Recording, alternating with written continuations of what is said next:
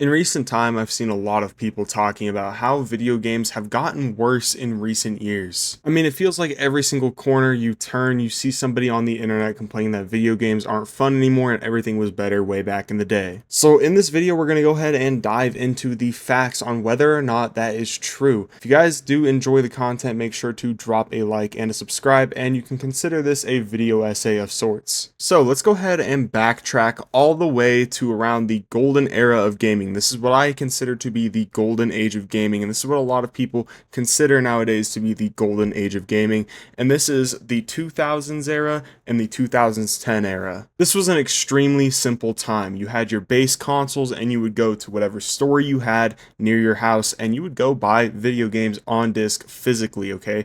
Physical media is going to be a big point in this video essay, okay? Let's just go ahead and get that out of the way now. Physical media is super important in this discussion. During this era, we had some amazing consoles. We had the PS3, the Xbox 360, the original Xbox, the PS2. All of these consoles and generations brought us some really good games. Online gaming during this era was a lot more simpler as well. I mean, there was no battle passes, there was none of the stuff that we see now today. We don't have any free-to-play models, none of that. It was a way more simpler time. Now let's go ahead and look at the gaming industry in 2024, so present day. The free-to-play online video game model is a lot more popular, especially with things like Fortnite. Now every single game that comes out that is online is basically a free-to-play model nowadays, and that may seem good for some people, but it's actually going to be a flaw. We're going to talk about that later in the video. Digital media and digital marketplaces are all over these platforms now, which isn't inherently a bad thing, but once again, we're going to discuss that later in the video. In recent years, we've also seen the rise of subscription services similar to things like Netflix on PlayStation and Xbox and even Nintendo now. Once again, it's not entirely bad. I do think subscription services are really nice, but once again, that's going to be a major talking point later in the video. Alright, so moving on, now that we're done with the introduction here, let's go ahead and cover the first talking point about why physical media is a big deal. So it's no secret that physical media is on a downward trend right now. This isn't just the case with video games, it's also the case for things like movies, TV shows, albums, like literally any sort of media can be purchased digitally now. So, there's a massive downward trend in physical media, even books. And I mean, it's really no secret as to why. I mean, you're watching this video on a digital platform on YouTube. You're accessing this media digitally, right? Like, I mean, it's no secret as to why people do this. It's more convenient and it's overall probably just a better experience because you don't have to go out and, buy like a movie, like an actual disc or whatever it is. However, the downward trend in physical media is something that I think is directly correlated to people not having fun with video games anymore, or people having the negative connotation that video games aren't really fun anymore. Let's go ahead and dive into why I think that is connected. So I'm speaking from personal experience here, but as somebody who's played video games all their life, playing video games has always been sort of a collection hobby for me. I always prefer to buy my games physically. This is because it just adds more value to the experience for me. I mean, you get more for your money, you get a disc that looks cool, you get a case that looks cool that you can put up on display on your shelf or whatever, and sometimes you get even like some artwork or something. Whenever I end up completing that game and platinuming that game on my PlayStation, whatever it is, I like to throw it up on my shelf, and it's just kind of a reminder of, hey, I had a fun time with this game. It's kind of like a physical memory, And back in the day, I feel like there was more people who kind of, had that mentality with video games, and they kind of enjoyed it as a collection hobby.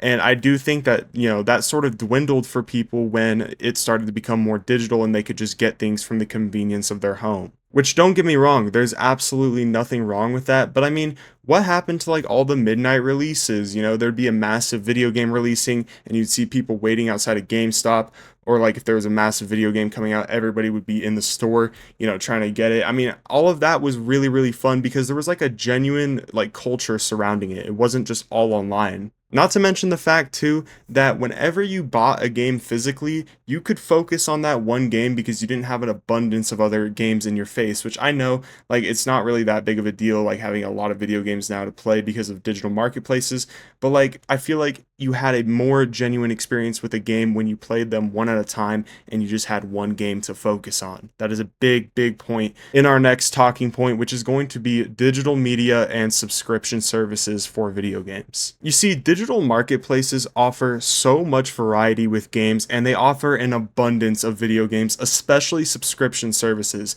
If you have Xbox Game Pass and PlayStation Premium, you know how many video games are on there, which isn't a bad thing whatsoever. It's honestly a really, really nice bang for your buck. I mean, you get like $50 a year.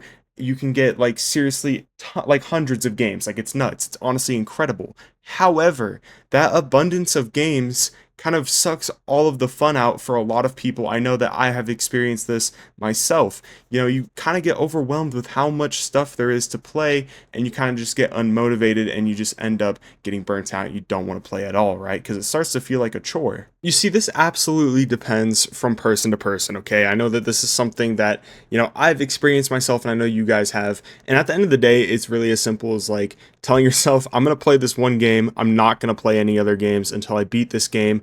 But, you know, I feel like back in the day, like, you could just buy a game and you would stick with it because you spent your money on that game and you didn't have an abundance of content in front of you on a digital marketplace, so you just stuck with that game.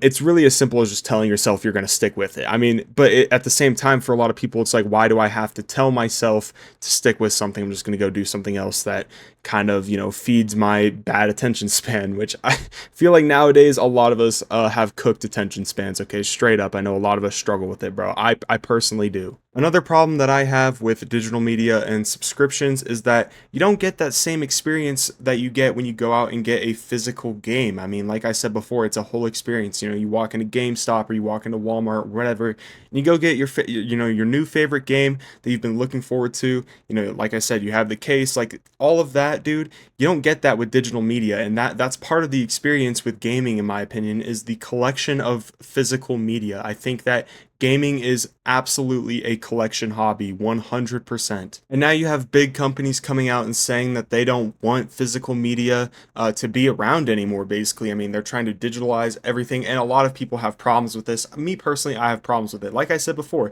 I do think digital media has its place. Subscription services have their place, but we got to keep digital or physical media, man. Physical media is great, and it's absolutely at play as far as people's enjoyment with video games go, because like I said before, it's a collection hobby. While we're on the topic of big corporations and big companies, let's go ahead and cover our next talking point, and that's just straight up corporate greed, bro. Big companies like EA, Activision, Blizzard, you know, whatever big AAA company that you think is greedy, guys, they have been greedy for years and years, even when they were making good games, and for such a long time, they have just been slowly pushing the line to see what they can get away with, and now we're at the point where we're just at absolute absurdity, okay? Straight up. Don't get me wrong, there are still really good AAA releases. I mean, I've enjoyed a lot of AAA games over the years. From Software is a nice AAA studio I really enjoy. Looking forward to Shadow of the Erdtree this year. You know, there's a couple other ones out there, but I mean, this year we've seen games like Skull and Bones, okay? Skull and Bones, like, what even is this, bro? This is not a $70 game, and it's an absolute joke. Like, straight up, it's a joke. I mean, I can probably give you guys a million examples of AAA studios basically just putting out cash grab games, okay? I can give you guys a million examples, dude. So we're not gonna get into that. If I'm going to make any guesses on how I think the gaming industry will change in the next couple years, is I think a lot of people are gonna start moving towards indie games, bro, because technology is getting so good, and these indie studios are really utilizing it to its maximum potential for the resources they have. And I mean, there's just an abundance of amazing indie games out there, and they're just straight up making better products than AAA studios. And it's because they're actually putting quality, time, and love into these games. I mean, like I said before, I'll throw a ton of games up on screen right now that I think are groundbreaking and revolutionary. These all came out in the 2020s, and they're just groundbreaking indie games, and they do so much more than AAA studios can do. If you're somebody who's struggling to have fun with video games nowadays, and you don't know what's wrong, step away from the AAA games and mess with these indie games, bro, because they're affordable, they're groundbreaking experiences, and they will honestly, some of these games change your life, bro. Like Celeste, life-changing experience right there. I'm telling you, you guys got to give these games a shot because they will kind of re-spark your love for gaming. I'm telling you right now. But yeah, man, for our last talking point for the video, let's go ahead and cover online games and free-to-play games. Online games nowadays basically just release as free-to-play games, and I mean, we've seen them dissipate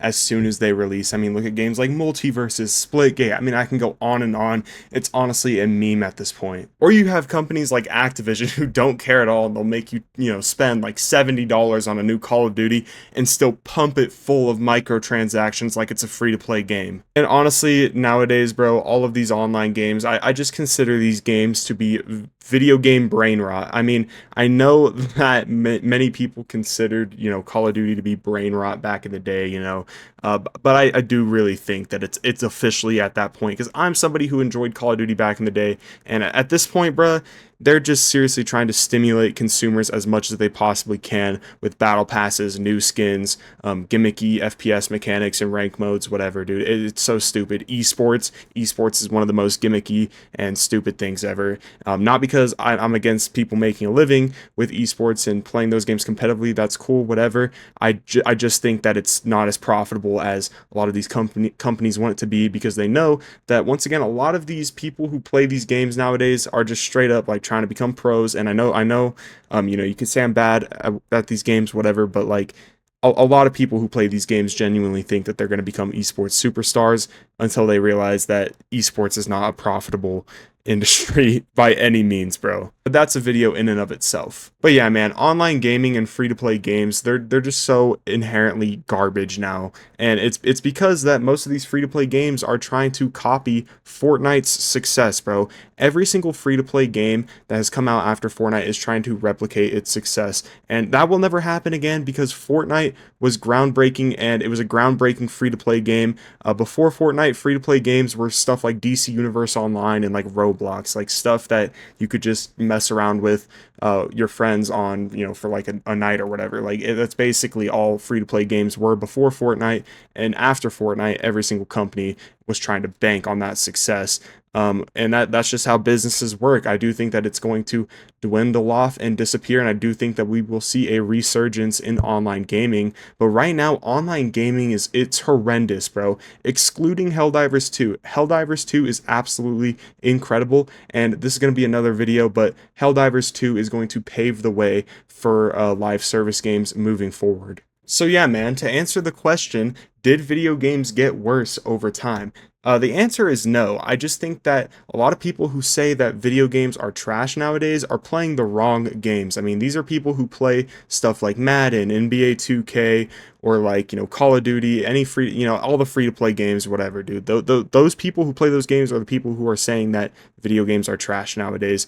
And the reality is that we are probably in the best era for games, regardless of all the BS with AAA studios and free-to-play business models. Regardless of all that, we've been getting some amazing titles, and there's seriously some video games that I consider to be some of the best video games of all time that have released during the 2020s. And I think that this decade for games is going to be massive. Like I said, though, online games is what's struggling. Okay, online gaming has definitely declined in quality, and it's definitely declined in fun, for sure. And my advice for those of you guys who are out there who don't enjoy video games as much, guys, play new stuff. If you guys are people who play Madden, NBA 2K, like all the games I just listed before, you guys need to branch out and experience new games. I'm telling you, there's so much out there that is really good, and it's honestly a worthwhile experience. Like I said, video games are a collection hobby at the end of the day, and that's what makes it special, at least to me, bro. I've been playing video games all my life, and it's a collection hobby to me, and I don't think I ever will stop playing video games. But yeah, I'll catch you guys in the next video. Peace. If you guys do like this type of content and want more of it, make sure to drop a like and a subscribe. I'm sorry I've been kind of, lacking on uploads. I'm trying to finish out the semester of college, but once the summer kicks off, I'm going to be really grinding YouTube. So yeah, I'll catch you guys in the next video. Peace.